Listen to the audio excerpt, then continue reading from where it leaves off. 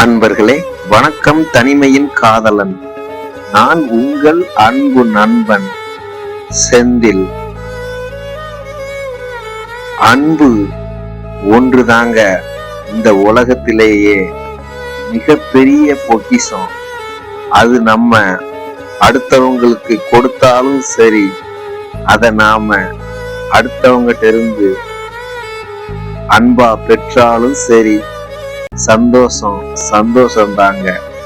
அப்படிப்பட்ட அன்பு வரமா அமைவதும் அது சாபமா அமைவதும் நாம அன்பு வைக்கிற நபரை பொறுத்து தாங்க இருக்கு. அன்புடன் தனிமையின் காதலனாய் உங்கள் அன்பு நண்பன் செந்தில்.